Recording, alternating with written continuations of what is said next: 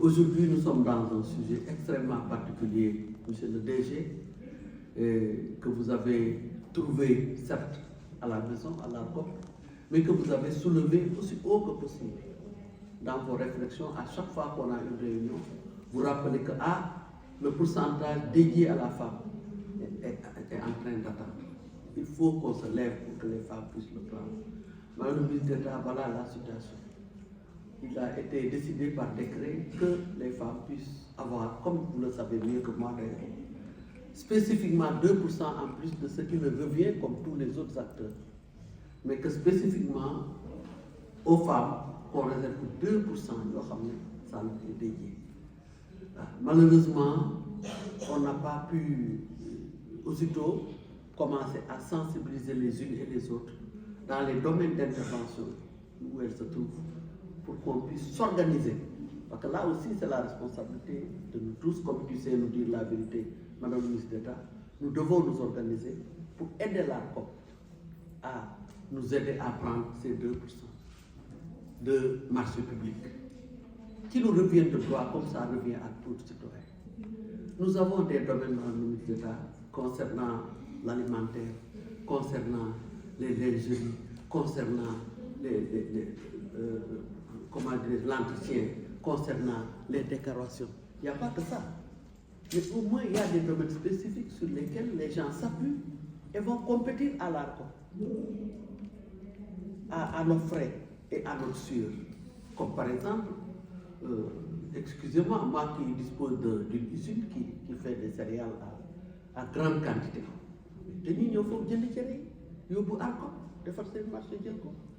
Est-ce que vous pensez que ça aussi c'est normal? Alors que la difficulté de production se situe à notre niveau, mais on revend, on sous-traite et on est là assis. C'est pareil pour tout ce qui est alimentaire. Dans les internats, les literies, les draps, les ceci, les cela. Nous sommes pareil. Nous devons faire ce dossier amené au niveau de l'ARCOP pour compétir. On a déjà fait une première réunion de mobilisation de certains acteurs qui ne sont pas, qui les plus loin venaient de Kaolack et de Kaffrine.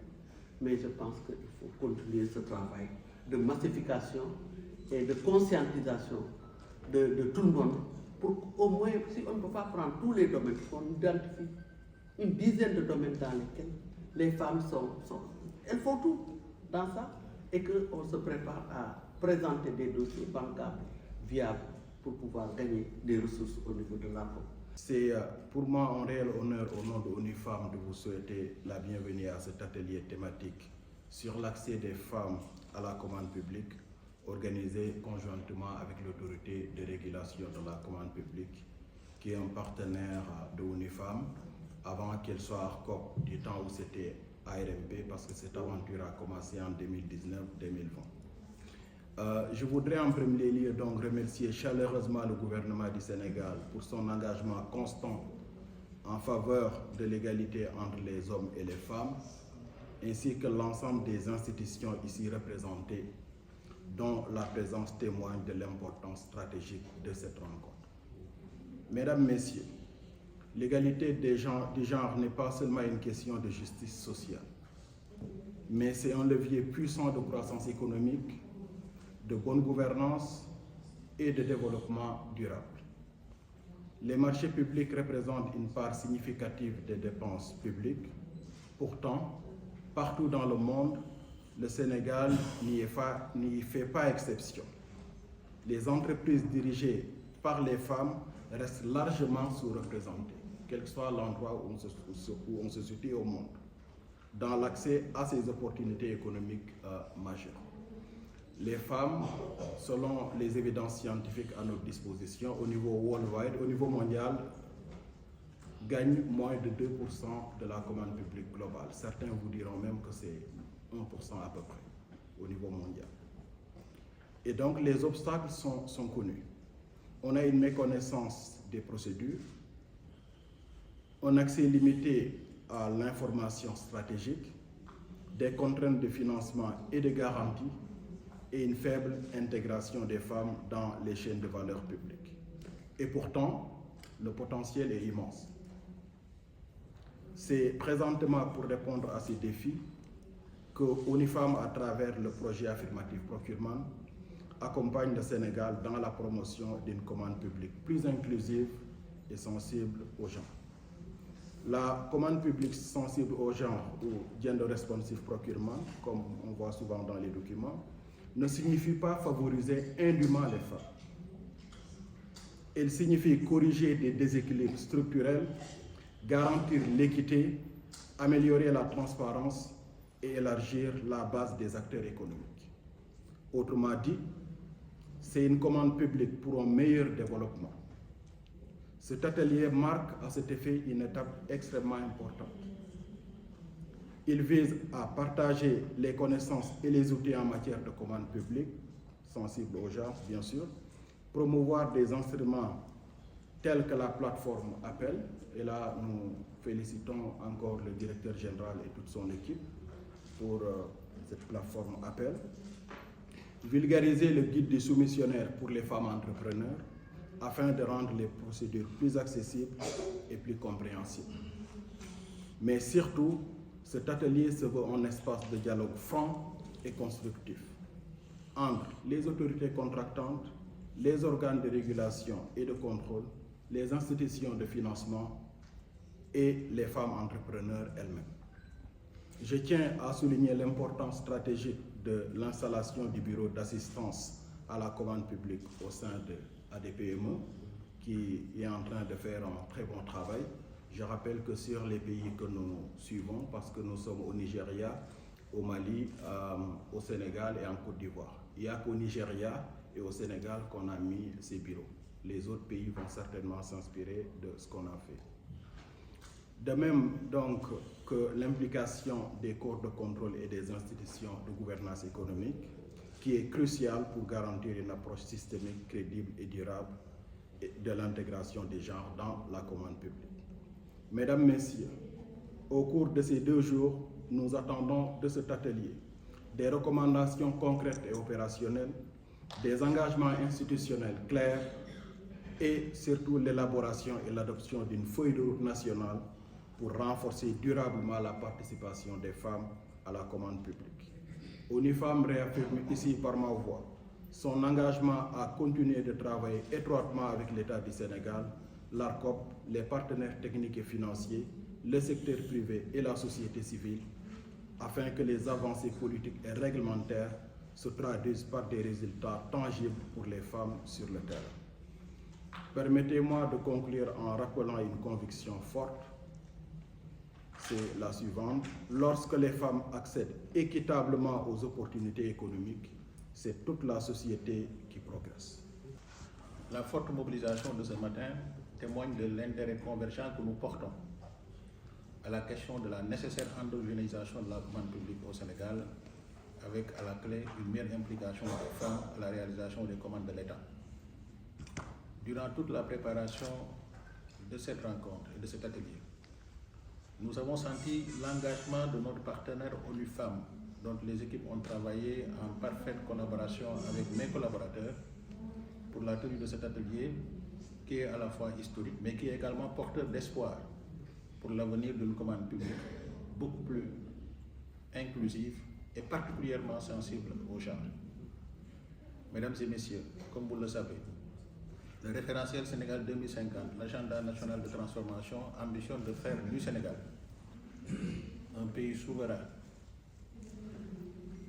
résolument tourné vers un développement inclusif. Dans cette perspective, j'ai fait de l'endogénéisation de la commande publique une de mes priorités. C'est dans ce cadre d'ailleurs que j'ai jugé nécessaire d'engager une démarche inclusive afin de définir avec les acteurs concernés les modalités pratiques de mise en œuvre d'une stratégie qui porte la femme au cœur de la réalisation des commandes de l'État. Au Sénégal, l'accès des femmes à la commande publique est devenu un pilier essentiel des politiques d'inclusion économique. Bien que des défis subsistent, le cadre juridique s'est considérablement renforcé pour encourager l'entrepreneuriat féminin à travers des mécanismes de discrimination positive. Pour cause, l'accès à la commande publique des femmes, au-delà d'une volonté politique, est un impératif de développement pour la promotion de l'emploi des jeunes et le développement économique, le progrès économique et social du Sénégal. C'est pourquoi notre pays, dans le but de promouvoir la participation du secteur privé sénégalais, a consacré dans le cadre juridique pour favoriser l'accès des femmes de nombreuses incitations. À ce titre, à travers l'article 6 du Code des marchés publics, il est prévu que les autorités contractantes qui ont un budget annuel supérieur à un montant défini par arrêté du ministre chargé des Finances. Ces autorités contractantes sont tenues de consacrer au moins 5% de la valeur de leur marché annuel aux acteurs de l'économie sociale et solidaire, ainsi qu'aux petites et moyennes entreprises nationales. Dans ce pourcentage de 5%, 2% sont réservés aux PME à direction féminine, 2%. En application de cette disposition, le ministre des Finances et du Budget a pris l'arrêté numéro 12635 du 5 juillet 2024 définissant le montant du budget au-dessus duquel une autorité contractante doit absolument réserver un quota de marché aux acteurs de l'économie sociale et solidaire, aux petites et moyennes entreprises nationales et aux petites et moyennes entreprises à direction féminine. Au terme de l'article 2 du dit arrêté, sont soumises à l'obligation de réservation des dix quotas les collectivités territoriales ayant un budget supérieur à 100 millions et les autorités contractantes disposant d'un budget annuel supérieur à 1 milliard. En plus de ces marchés réservés, le Code des marchés publics offre une panoplie de dispositions promotrices du secteur privé que mes agents se feront un plaisir d'exposer dans les moindres détails au cours des différentes activités de cet atelier. Cependant, dès ma prise de fonction, j'ai constaté que la plupart de ces mécanismes incitatifs qui sont bien consacrés dans le Code ne sont pas pour la plupart opérationnels au regard de l'immensité des besoins des acteurs. C'est pourquoi j'ai engagé des concertations avec les acteurs publics et privés concernés pour envisager avec elles les mesures qui sont nécessaires à garantir une implication plus importante des acteurs que vous êtes dans la réalisation des commandes de l'État. C'est le lieu pour moi de saluer et de magnifier l'empressement et la détermination avec lesquels ONU Femmes a pris l'initiative de nous accorder afin d'aller vers un atelier de planification stratégique pour déboucher sur l'opérationnalisation des dispositions promotrices de l'accès des femmes à la commande publique. Pour rappel, dans le cadre du projet Affirmative Procurement, ONU Femmes concrétise à travers cet atelier sa vision de l'égalité inscrite dans la Charte des Nations Unies, l'élimination de la discrimination à l'égard des femmes et des filles, l'autonomisation des femmes et la réalisation de l'égalité entre les femmes et les hommes en tant que partenaires et bénéficiaires du développement.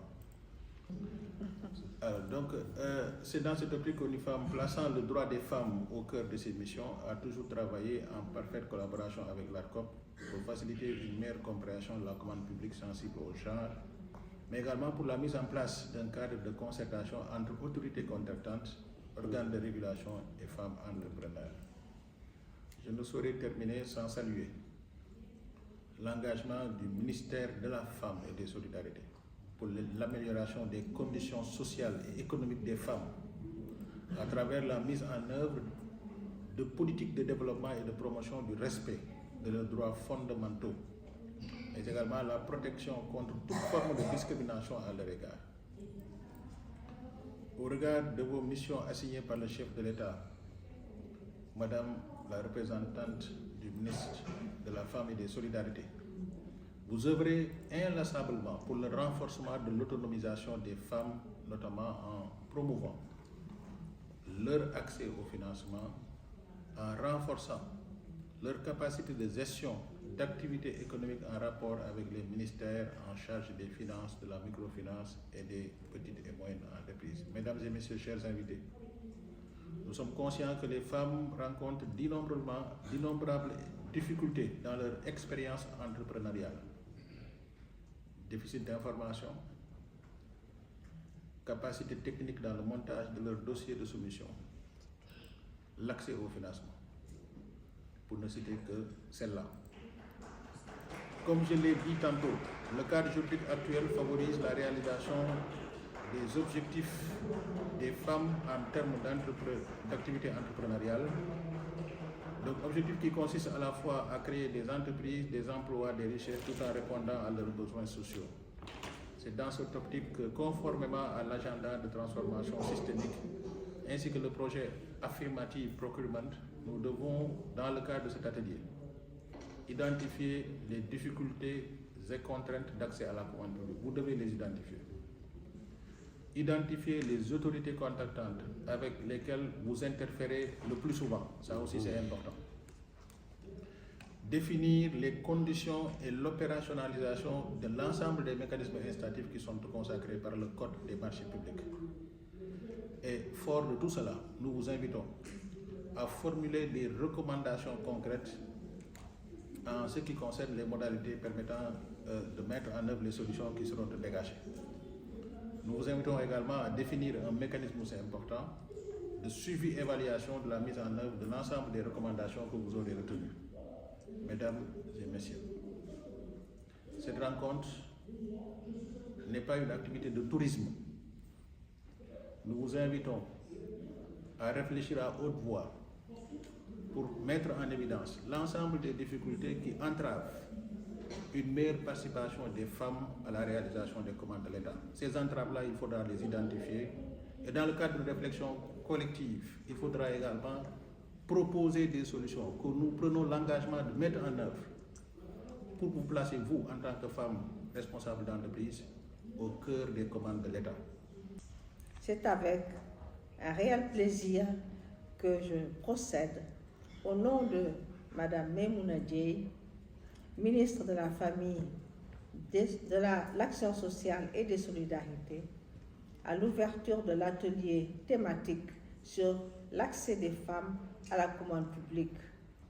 Pour rappel, l'organisation de cet atelier par ONU Femmes en partenariat avec ARCOP, qui est née de l'idée de projet Affirmative Procurement, vise à renforcer la compréhension des principes de commande publique sensibles au genre et créer un dialogue constructif entre autorités contractantes, organes de régulation et femmes entrepreneurs. Je retiens de l'ensemble des préoccupations des uns et des autres, il y a encore un besoin de sensibilisation, de communication et de formation, avec un format autre que le format académique. Ça, c'est clair. Maintenant, il y a des interrogations sur le jeu des acteurs et la responsabilité des uns et des autres. Et je pense qu'il y a toujours une interrogation sur le portage de l'opérationnalisation, du délai de l'opérationnalisation, de la méthodologie, également de l'identité de l'institution qui doit porter ces éléments d'opérationnalisation. Et je crois que sous réserve, en prenant sur pied la volonté de Baye Samba Diop, je crois qu'au sein de l'ARCOP à l'interne, la réflexion est déjà très avancée et je crois que ce que vous nous avez donné également, on va se battre également pour rendre davantage opérationnel le système. Et c'est vrai qu'il y a la DCMP. La DCMP est un élément important du système. Parce que la DCMP, j'ai l'habitude de le dire dans les sessions de formation, c'est l'assurance qualité. C'est l'assurance proximité avec les pôles. Et je pense que voir ces deux éléments ensemble, ARCOP, DCMP, et voir également d'autres acteurs qui interviennent, l'ADER, ADPME, les ARD et les chambres de commerce, pour moi, en fait, l'idée, c'est de quoi? C'est de rendre service à la communauté. C'est la communauté qui est importante. La communauté, c'est quoi? C'est la femme entrepreneur. Et cette femme entrepreneur-là doit booster quoi? Le développement local et le développement de nos territoires pour engendrer vers la vision Sénégal 2050 pour le développement territorial.